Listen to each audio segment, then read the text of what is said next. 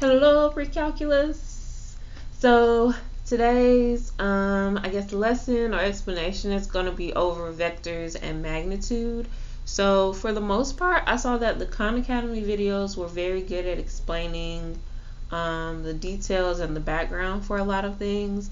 But there was one point that I noticed that I kind of wanted to make sure that everyone understood the explanation behind, and so I'm going to show that here.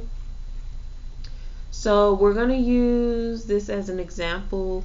So let's say we have a vector, and let's call that vector z. Let's call that vector v here. And we just define v as some x and some y. We don't even have to give the x and the y a particular name. And let's say that vector v has a magnitude of 2. So hopefully you have already seen these examples or problems already. And so this is not new. So a vector always has an x and a y component, you should know. And then this magnitude is what we call the length of that vector. And the direction is not mentioned here, so that's not a particular important concept for this particular problem.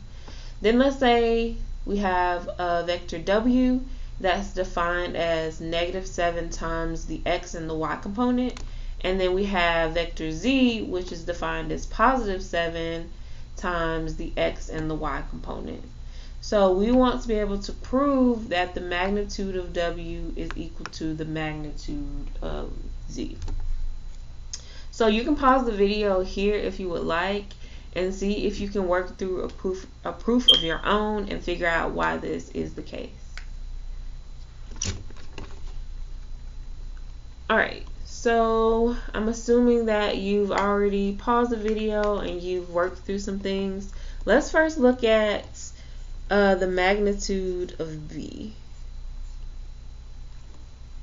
So we do have to remember that our formula for magnitude, they gave us a particular formula, and hopefully you recognize it as the distance formula, the square root of x squared plus y squared. And so that comes from the fact that if we have some vector along but somewhere in the x and y coordinate plane, we can draw a little vector. There's an x and a y, and so the x squared plus y squared, if we use the Pythagorean theorem, we can find the third side, the hypotenuse squared, which is the length of the vector, and then we just take the square root to get the final answer. So that's the idea behind this formula here. But anyway, so this is how we would go about finding the the magnitude of the vector, and this they already gave us was 2. So the idea here is that we want to think about why it is that we're trying to prove that the magnitude of w is equal to the magnitude of z. Okay, so let's now look at w. The magnitude of w, we have up here that the x component is -7x, the y component is -7y. So I'm going to replace that here. Instead of x squared, I have -7x squared for the x component. Then I have -7y squared instead of y squared for the y component. Alright, next, mathematically, what I would do at this step was simplify anything that's under this root here. So in that case, and that beeping you hear is my fire alarm. My battery needs to be changed. I apologize. Hopefully that won't be in my next video. I will have that issue resolved.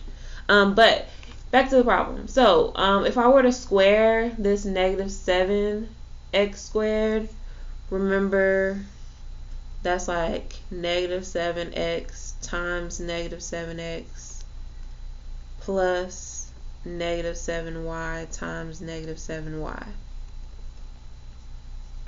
Right?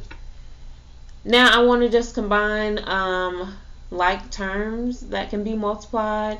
So -7 times -7 I can multiply to get positive 49. Negative times a negative is a positive. And then x times x will give me x squared.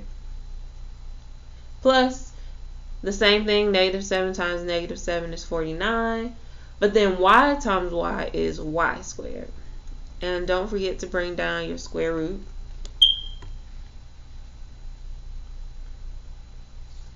Next is the trickiest part of this proof, that you have to remember that you can factor out anything that's mentioned twice when you have a binomial with a common factor.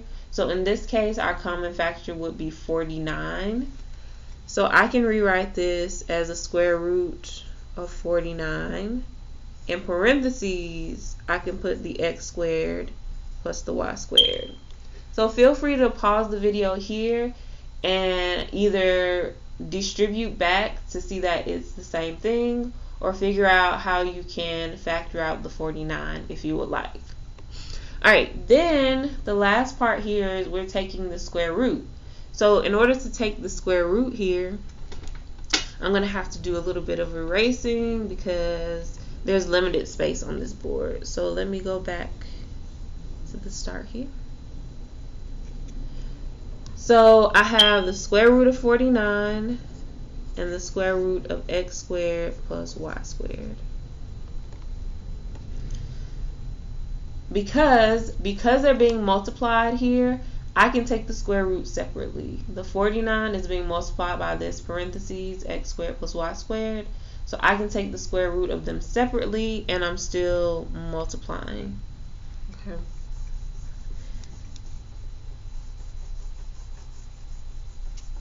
And then lastly, I'm taking the square root of 49, which is 7, times the square root of x squared plus y squared.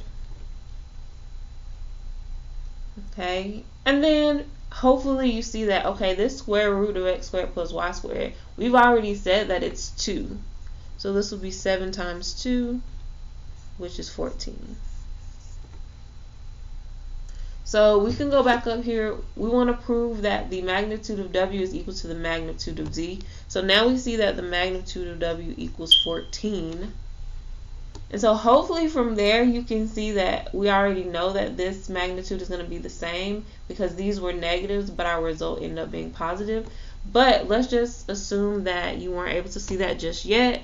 Let's go down and show the magnitude of vector z. So I'm going to go back to defining the vector, and then, sorry, this should be vector z, prove vector z, the magnitude of vector z. Alright, so we have the vector is 7x, 7y, again using our formula for the distance or magnitude. We have 7x squared plus 7y squared, and we take the square root. Again, we have 7x squared, that's 7x times 7x, so that's 49x squared. Then we have 7y squared, which is 7y times 7y, that's 49y squared. Here we have a common factor, which is 49. So I can take out the 49 or divide out the 49.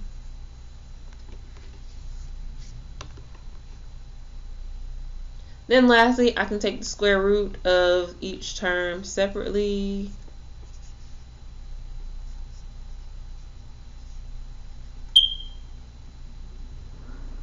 It's going to be 7 times the square root of x squared plus y squared.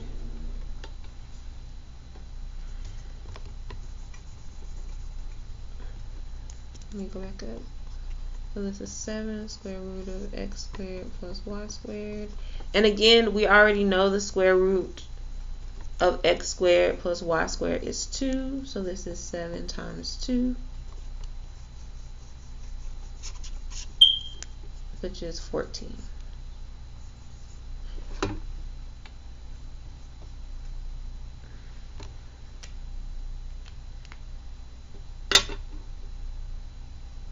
So thus we've shown that the magnitude of W equals the magnitude of Z, and they're both equal to 14. So as we see here, even if our X and Y components are negative here, our magnitude is going to end up being a positive for one, because that's length, and length is always positive. Secondly, even though we have a negative components for W and positive components for Z, once we take the magnitude, that becomes null and void, because it's not about the direction. Magnitude is solely about the length of the vector, or the distance that the vector covers, or the distance that the vector covers.